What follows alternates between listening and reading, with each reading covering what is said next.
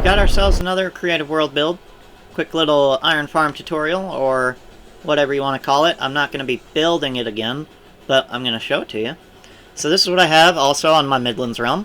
It provides me with more iron than I will ever need. Overnight I get a beacon pyramid.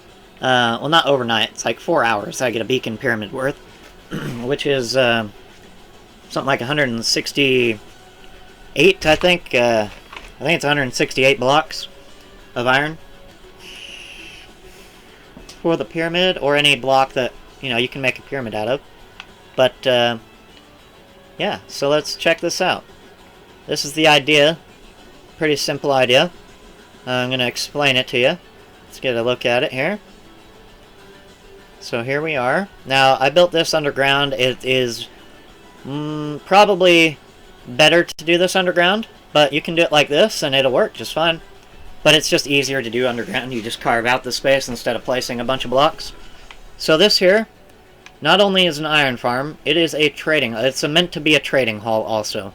So when you get your villagers for this, it's meant to be zombie cured villagers. So you want to cure your villagers, have them ready to go. Here is your underneath area. This is where you do your trading. You come in here, you do your trading hall thing. These guys are all smiths, but you can have whatever you want that'll work, you know. You probably don't want to use too many librarians and stuff like that because they don't work during the thunderstorms. So your rates will perish, but yeah. You just come in here and you can talk to any of these guys. You can use their stations if you want to. Like I said, I would suggest doing them as zombie villagers first. So you just collect 20 zombie villagers, or gradually increase your villager pool up to 20.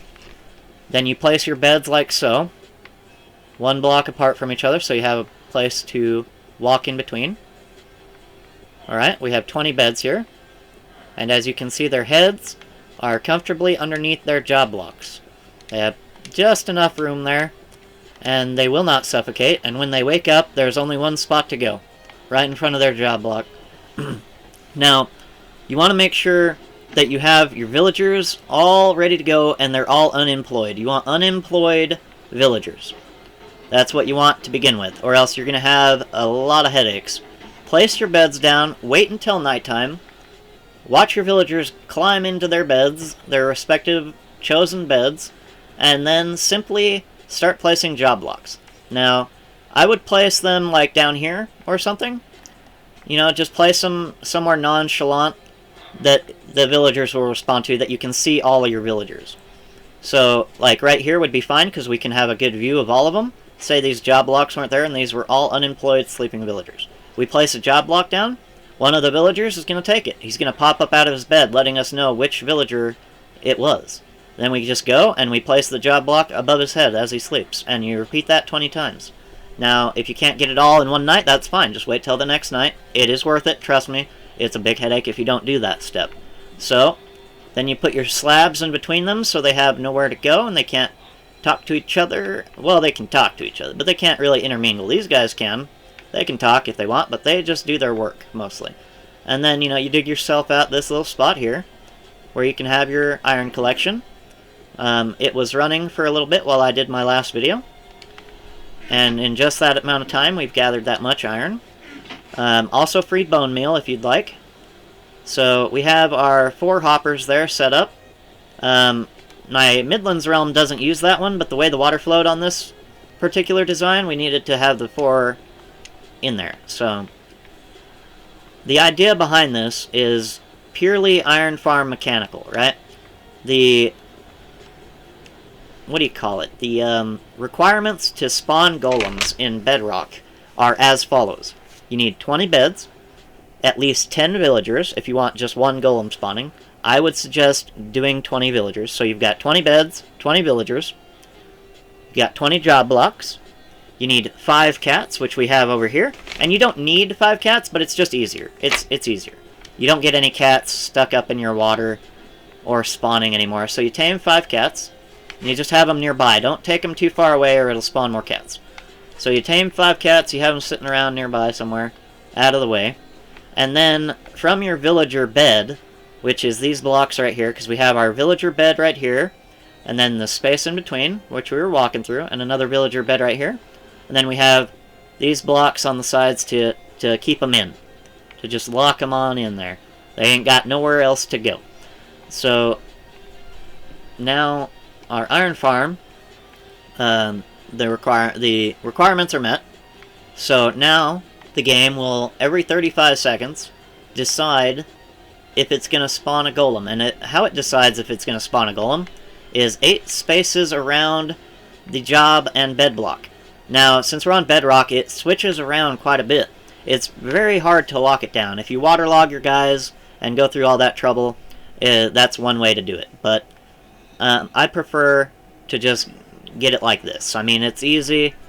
It's not too difficult. You get plenty of iron from this. So you go 8 blocks out. That's the idea. So our bed's right here, right?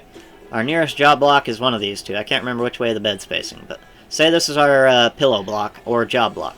So we've got 1, 2, 3, 4, 5, 6, 7, and 8. And that's the same case over here. And that's the same case over here. And over there. So everywhere around is going to be an 8-block radius. Now that will allow the game to randomly decide the location for a golem to spawn. A golem needs 3 blocks tall. 1, 2, 3. So if we had a ceiling right here, it would be fine, and they could still spawn in. I would recommend probably 4, though, to avoid any gnarly errors. See, they can fit under there, but sometimes they don't want to spawn under there. So I usually just do, if I'm going to do a roof, if I haven't built this underground or something, you know, you can do it like that, and they'll still spawn in here with no issues. And if you don't want, you know, these guys popping in, then that's why you would put a roof on this sucker, you know, and it would work just fine. But we don't need to worry about that right now. So basically, anywhere, those 2 golems can spawn anywhere in the water around here. They don't care about the buttons. You could put slabs, they still wouldn't care. They will spawn in this area. Now, I had to double up my ceiling here,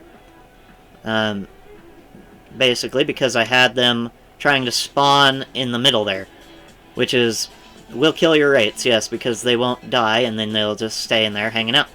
So you gotta make sure everything in there and on top is spawn-proof. That's why I build it underground, so I don't have to worry about that at all. But this is tall enough, and it's got the slab there. No more will spawn there now.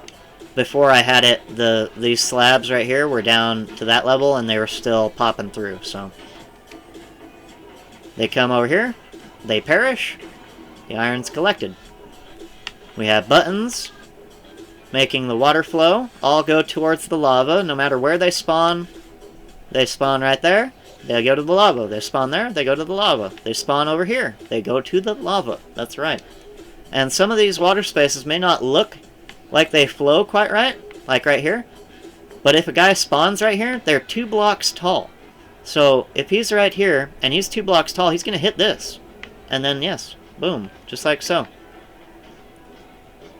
So there you have it. There is our trading hall iron farm. And your rates are going to be great, basically. I do AFK sessions, usually 4 hours at a time. And like I said, I get plenty of iron. You'll never run out of iron. Basically, let's see, how many, I'll show you the how many stacks you're likely to get from this. And of course you get your poppies too. I filter them out, but that's up to you. Okay, so I'll show you with single iron digits here, how many you can get from just 4 hours, right? So typically it's going to be here or there, depending on the lag that you experienced. These will all be looking like that over 4 hours. So, not too shabby. It's a pretty good system. Not as good as some of them that are out there, but those ones aren't trading halls also. So, you know, you got your trading hall. You can talk to these guys. Hey, what's up, brother? You know, trade with him. Preferably he's a zombie, cured, so these prices would be cheaper, right? But this is creative, and this was a quick job, so there you go. There you have it. And, actually, on my Midlands realm, this is a dispenser, and it leads to a storage chest, which, like I was saying, it filters out the poppies and stuff. So, there it is. And what this requires, if you're wondering on amounts, total amount of materials that you're going to need, I have it written down actually. Okay, so you're going to need 20 beds, you're going to need 20 villagers, 20 job blocks, oops, you're going to need 4 hoppers, you're going to need 1 lava bucket. You're going to want 2 or more chests, or like a dropper system or something, something to store the iron in, basically. 5 tamed cats. You want 238 slabs, which actually we need to add 110 to that. No, we don't. You need 238 slabs and 325 blocks. That's the one we need to add 120 or 110 to because of the ceiling issues. So let's do that real quick. 325 plus 110. Now that will give us 435. So we need 435 solid blocks. You need 4 signs. You need about 114 buttons, just about. That's how many are in there. And about 20 buckets of water. And that is all you need. That's it. Really easy to do. Super easy. I did this in the first week of my Midlands realm. It was one of the easiest things to do. It really doesn't require a whole lot. If you get your water just right, then you only need 1 hopper. But this is the way I have it done. See, they're just filtering on in. Doesn't matter where they spawn. They'll end up here. And so there you have it, gentlemen and ladies and other, such as myself, you know, Cyclops and all that. So, I hope you all have enjoyed this Iron Farm tutorial. If you have any questions or comments, go ahead and leave them down below. And remember, like, subscribe, and share the video out. It'll level up our stream pet, Mr. Shadow, the air dragon. He's at level 6, almost to level 7. He's on our streams, our live streams. But if you like the videos and stuff, and subscribe, he grows. So yeah, it's a cool deal, right? Alright, good deal. Thanks y'all for watching the video, and let me know what you think. Have a good one. Bye-bye.